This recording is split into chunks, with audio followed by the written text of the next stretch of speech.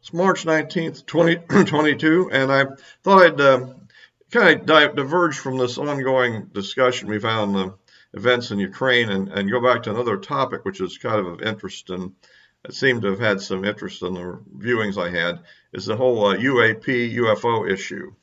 And today I've been noticing a lot of things going on. I know Luis Elizondo has been making a lot of appearances on YouTube lately. Just amazing the number. I was more than you can keep up with. And of course, I've seen Chris Mellon on one of these too, which is he's always one of the also a very interesting person to talk to. But what I'm going to address today is the whole subject of the government and this issue, a bit more from a historical context. I know that that Luis Elizondo's was, and what latest one I saw was kind of hitting the idea of talking about not going so much into the historic UAP issues, but to address more specifically the more contemporary ones. And I agree from a policy point of view and what he's doing, which is trying to work with Congress, getting laws passed and getting a bureaucracy established within the government, which will actually objectively investigate these subjects, makes perfect sense. But on the other hand, I think a lot of the opposition he's probably getting is going to relate to what I'm kind of going to get into today. Now, by the way, if you like these videos, please subscribe, give me a like, and any comments are appreciated. Yeah, what I'm going to get into today is, okay, before if we go back to 2000, I guess it would be 6, 7, that period, some senators in Congress got together and got put into the budget spending, which I think lasted for about 2 years, for a program called OSOF, which was to study things like UFOs, and they also got into something else a little exotic as the events at Skinwalker Ranch, which, while it does intersect with the UFO issue, it has a lot else going on there too, obviously. And there was also some interesting UFO studies apparently done by this group too. And then the budget ran out, and then Luis Elizondo took on this objective within the DIA and eventually I think the OSD until he finally resigned in 2017, unable to get the ear of the Secretary of Defense because supposedly of the people around him, the staff. And so what I think those interesting is okay, but the phenomena goes way back, obviously, and in a political sense, it goes back at least to 1947. That's not to say there might or not have been events before then. Some are definitely claimed to have occurred, and of course, in Ancient Aliens, obviously, we know it goes way back to, but in the modern era, that seems to be the beginning of it, at least in the public consciousness. And it's also important that the September the 1st, 1947 memo by General Twining, who at the time was the head of the Air Materiel Command at Wright-Patterson Air Force Base, kind of addressed this issue in a very important way, which eventually was released, I think, 30 years later when the secret memo, not top secret, and not top secret with some special code word or something, was actually released to the public. So, ironically enough, I never read it until something like 2011 or 12, I think. So, because I wasn't into that sort of thing at all in those days. I was kind of in the skeptical side of things, you might say, in those days. But the point is that that the government has had a large involvement in there. I mean, we had early projects, Sign and Grudge, then Blue Book. Then we had, roughly a 22-year period of acknowledged investigations, and then the Condon report and the government's Air Force particularly stating that they were no longer investigating this stuff because they didn't think it posed a threat to national security, nor that further investigation lead to any potential scientific advances. My words, not theirs, but that's a gist of what they said. Remember, they didn't say they didn't exist, however, and that's also worth noting. So that's kind of a little bit of the history, but my point is this. After that time, we also know that there were encounters between the military and these objects throughout this period up to things like the Nimitz incident in 2004. And throughout all this time, a pretty tight lid has been placed upon it. Louis Elizondo himself says that there was records of the from the ship. There, the Princeton, USS Princeton, the Aegis cruiser that was tracking these objects in the Nimitz incident, and that somehow those have disappeared from the archives where they should be stored. And obviously somebody had to make them disappear. There was rumors that a group of people flew in on a helicopter and took them. That apparently is controversial and still unconfirmed who they were. There is general gist that these were people from the Air Force, probably, and that's another aspect of this whole thing. My previous video on this subject, I addressed the issue that Chris Mellon raised of the absence of the Air Force in responding to the UAP task force in the report that was released last June. So it appears that there really is obstruction, particularly on the Air Force side of studying the subject. And it probably goes back to in a fair-minded way to the idea that at the end of after 22 years experience with Blue Book and other projects, they just didn't want to get brought back into that briar patch again, you might say. That's the fair-minded or optimistic view of it. But I think that given what we all know about this, given reports of people that have made statements over the years, because most people haven't that were involved in this, and I'm not talking about civilians, I'm much more focused on the military incidents. That's why I'm a little bit of a fan of Richard Dolan's work, in that we both have approached it from the same way once we started taking it seriously. That, obviously many of the civilian reports are obviously true, but obviously some of them are obviously bogus, and the problem there is that you're not dealing necessarily with professional investigators or pilots and so forth. And so you may have maybe not the best data. And I thought the government data itself was very interesting. And that's why I think we both have kind of focused on this and the reports that they've compiled. And the fact that they've actually been saying one thing publicly while privately they seem to be doing something else, which gets to the point of what I'm really addressing in this video today. To maintain that degree of control, there has to be a control mechanism. Okay, if in fact Roswell really did occur, and there seems to be a lot of evidence it did. Now that is, we're going into both the military behavior and the civilian behavior there. And we look at the fact that, if we look at the evidence that exists for Roswell having occurred, that means that there's some elements of at least the U.S. Air Force and perhaps other parts of the government, intelligence community perhaps, have positive knowledge of the fundamental reality of this subject, while they're denying that they know, or so to speak, that they seem to actually have the hard evidence, which if it was presented to the scientific community would make this an incontrovertible issue, that there is some kind of objects flying around of unknown origin, not from earthly origin, that at least not present day Earth. I guess there's the time travel advocates there, but whatever, not from our civilization, let's put it that way, that are involved here. And that information apparently exists somewhere within the United States government. And yet publicly we're still getting this, well, yeah, that we have to admit there's something there maybe, but we don't know what it is, or it's not worth looking at, or all these kind of deflections. But obviously somebody has to be in control of the actual information that has been collected. I mean, when pilots have an encounter with a UFO and are debriefed by members from some organization and told, okay, whatever evidence you have, turn over to us, and this is highly classified, and you're not to talk to anybody about it, period. And these incidents have occurred over the years, and many of these people remained silent for 30, 40 years before they ever said anything, and in one case, it was only when the British declassified some of their files involving one of these incidents that one of these individuals thought, well, it's been declassified now, and said what had happened. And I'm sure there's probably, for everyone that speaks out, there's many that didn't, So what that gets to is what organization really controls this. We know that most of these encounters, the Air Force OSI is well known.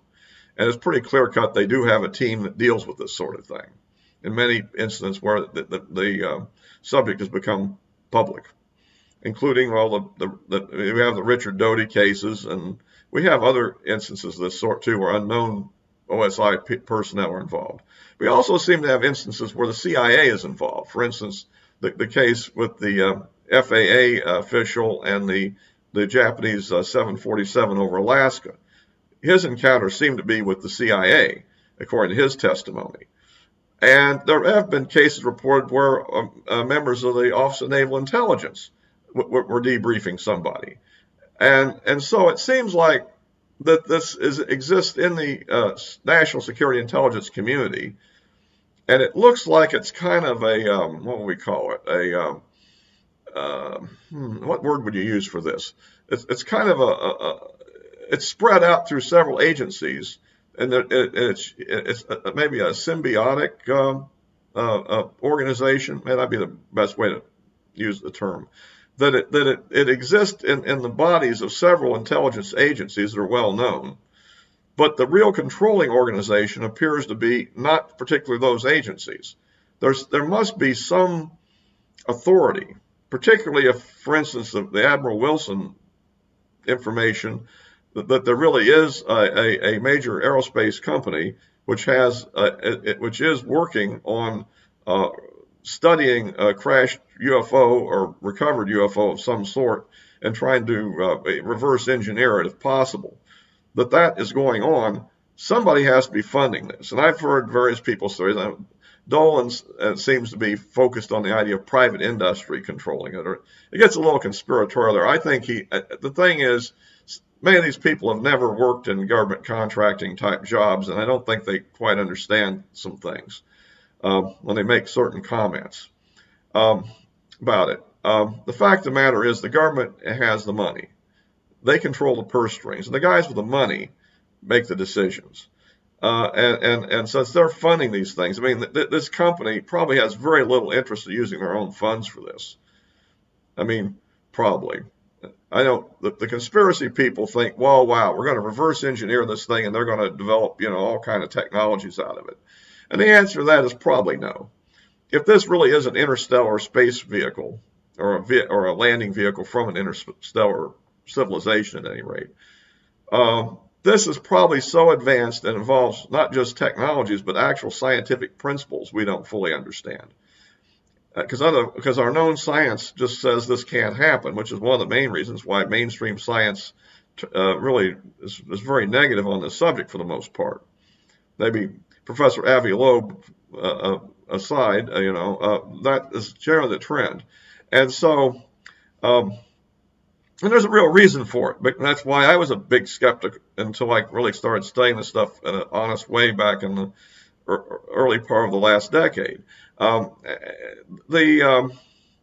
so that's a factor. And so, but the same thing implies that the comment the Air Force made back at the end of Blue Book is probably somewhat true, in the sense that they haven't attacked us yet. So after 22 years of violating our airspace, they're not really violating our national security. I mean, in principle they are, but not really. They're not attacking. And two, we've looked at it for 22 years and we haven't been able to figure it out yet, so there's not much scientific advance being made. So in their own way, they were sort of telling the truth. That's one thing about the government. They rarely ever blatantly lie. What they do is they mislead. You could call that lying, but it's not that the actual statements taken verbatim are lies. They say something that deflects you to think something, but it isn't really, what you're. In other words, they're saying something that's technically true, but what you take from it is actually false. And so I think that's kind of the situation here. So the issue is who controls it. I mean, Admiral Wilson, the number 2 on the Joint Staff of the JCS, apparently wasn't cleared to know about these things, and was turned down when he asked to be, and apparently was threatened with his career if he didn't heed the message. And then you go on to, well, who does know? Did the Secretary of Defense actually know about this? And was the reason why Elizondo was not given an audience because he didn't want to break security and let Elizondo know what he was thinking was really true and it was a lot deeper than he thought it was, maybe. Perhaps. I don't know. Maybe that was the real reason they wouldn't, maybe he already knew and was read into what was going on in this project, but didn't want to acknowledge it to Elizondo, who wasn't cleared for it, perhaps. I'm just saying. And so you get into this situation. Does the president, is he in the loop? In theory, he would certainly have the legal right to be. And there's a recent development with the Greenwald site there, is that there's apparently a stash of UFO-related information in the Obama presidential records. And he's doing a FOIA request trying to get access to that, but they were telling him things like, well, it'll take 12 years or maybe 16 years to go through the declassification process, which sort of, leads you to what the runaround continues is what I'm getting at. So I guess that's like what I'm kind of hitting at here is, what is the nature of the controlling mechanism that runs this thing? And it presumably goes back to at least 47, one would think. And President Truman was a big generator of intelligence organizations. For instance, the CIA was created by law under his administration. And in fact, one of the things that kind of clued me in to take this more seriously when I found out that the first director of the CIA was actually on the board of NICAP back in the 50s and early 60s. And I'm like, the director of the CIA why would he get involved in something as wacky as, maybe it's not that wacky, So that's the kind of thing you get into. And so, like, it's a real question. You get for instance, Christopher Mellon himself. He was the Undersecretary of Defense for Intelligence in the DOD. And yet he speaks as if he was never cleared for any such thing. Of course, it's possible he was, and he can't confirm it, or else he'd be breaking security. So what he's doing is he's talking as if he didn't really have clearance for it, didn't know about it officially, but he's wanting the law to be changed, if you will. He's going to Congress and saying, you guys need to really look into this, because you can change the rules on that. After all, the security law, all these national security laws are based on law passed by Congress and then enforced by executive order of the president pursuant to enabling the law. And executive orders interpret the law, okay? And so if the Congress changes the law on this, and they can do it if the president signs it. So, but you've had this 70-year-old, curtain on this subject. So it really is interesting to know who really has the bottom line on this subject in government. Is it the president? Is it the director of national intelligence? Is it the CIA director? Is it the director of some agency we don't even know exists? Because remember, when the National Security Agency was first formed by Harry Truman in 1950, it was done by executive order. And for many years, until a spy case in the 60s, revealed the existence of that organization, the joke was that NSA stood for no such agency. So it is possible that there's a secret agency that actually is a control agency for the UFO UAP subject, what I would refer to as the project. And it's still unseen, and in fact, its bureaucratic fingers are pushing back against everything that Elizondo and Mellon are doing. In other words, they don't want this reform to occur. They don't want this information to come out if they exist. And I presume they wouldn't. They've got a pretty cushy job being an agency that's not known to exist. They're probably not having a lot of oversight, and they may not. And we don't. And they have free reign to carry out their policy as they see fit, with not a lot of public guidance, So they wouldn't really want this situation to change, probably. So anyway, this may be the situation we're facing right now, as things like the new laws that have been passed to require an annual unclassified report on the subject go forward. And it'll be interesting to see, what happens, because I don't think that this particular organization has directly been, if it exists, has been affected by it directly right now. And I tend to think they're pushing back, doing a rear guard action, giving ground where they have to and holding firm where they don't. Anyway, that's just kind of my thoughts today. I know that, historically there's been the Majestic 12 document that I think it's controversial in the UFO community. I tend to think it's not authentic. But I do think it may be clever disinformation to lead somebody in a particular direction, you know, or but not necessarily tell the whole story.